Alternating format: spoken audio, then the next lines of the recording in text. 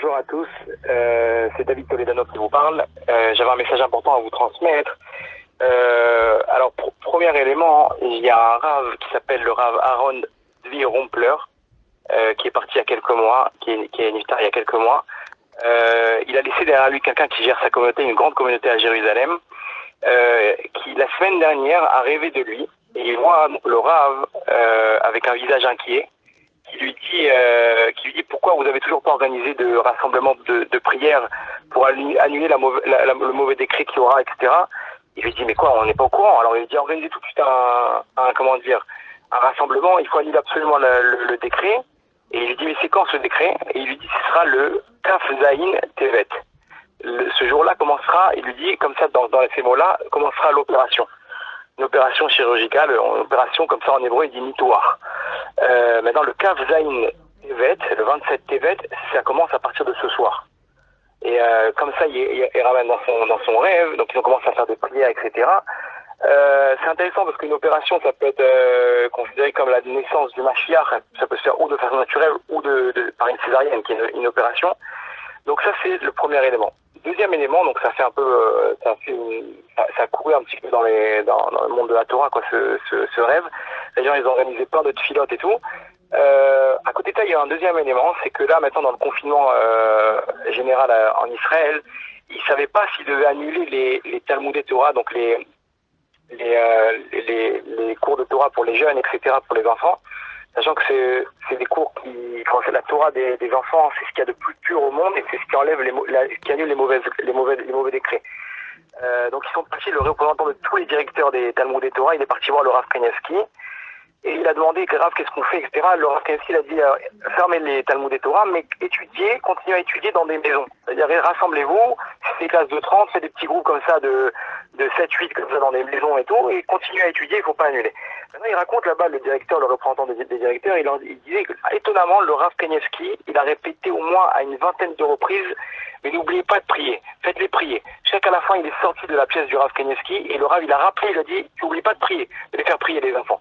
Et il trouvait ça étonnant pourquoi le Rav Kanievski il insistait sur la prière. C'était la semaine dernière, jeudi dernier. Et là, le troisième élément, il y a un très grand rave, un très grand tzaddik niftar, un tzaddik caché, qui a demandé à dévoiler ce qu'on lui a transmis d'en haut. Et en fait, Shabbat, il a fait un rêve où là-bas, on lui montre du ciel tout ce qui va se passer. Et il voit là-bas l'Iran en feu, etc., une attaque contre l'Iran, avec où Hachem il va réaliser le verset où il va effacer le souvenir d'Amalek, donc Amalek ceux qui veulent le mal d'Israël. Il disait dans son rêve, on lui a montré ce qui allait se passer et on lui a montré la date.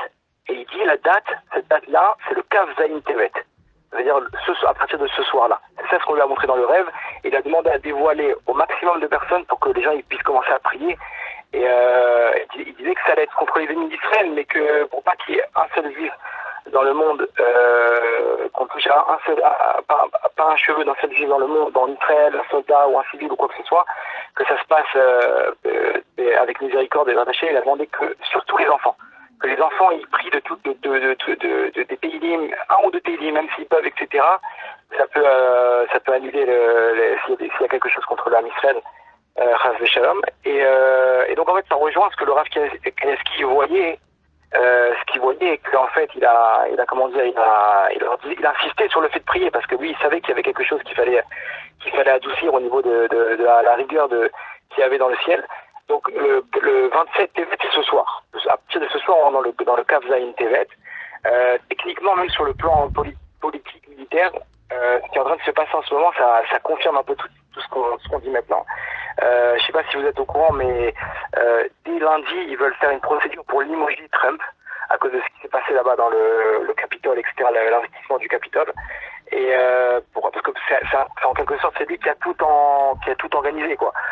Indirectement on va dire que c'est lui qui a tout organisé et donc ils veulent le limoger. C'est-à-dire qu'en fait s'ils arrivent à le limoger, ça risque de prendre un jour ou deux. Si ça se fait demain, ça commence à se faire demain, il sera en suspens, quoi. Tous ses pouvoirs ils seront en suspens. C'est-à-dire en fait le seul temps qu'il aurait pour attaquer l'Iran, ça serait que cette nuit, quoi. puisque demain il commence les pourparlers pour le limoger. Donc à ce moment-là, ça devrait être difficile de commencer une guerre.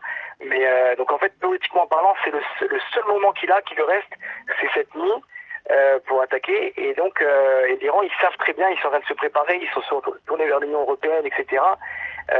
Sachant aussi que la guerre civile aux États-Unis, ça fait que commencer parce que là, apparemment, il y a des rumeurs comme quoi il aurait récupéré les ordinateurs des démocrates pour prouver qu'ils ont bien reçu d'argent de la Chine pour annuler les élections et montrer au monde que les démocrates ont volé les élections.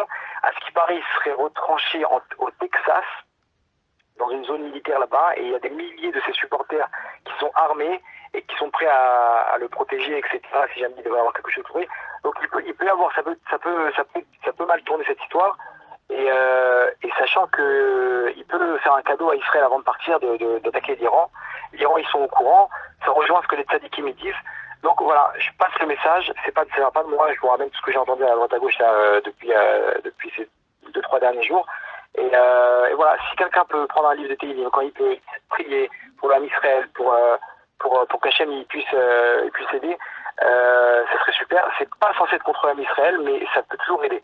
Ça peut toujours aider de façon à ce que ça se retourne pas contre l'âme Israël, par rapport à la riposte qu'il pourrait y avoir ou quoi que ce soit.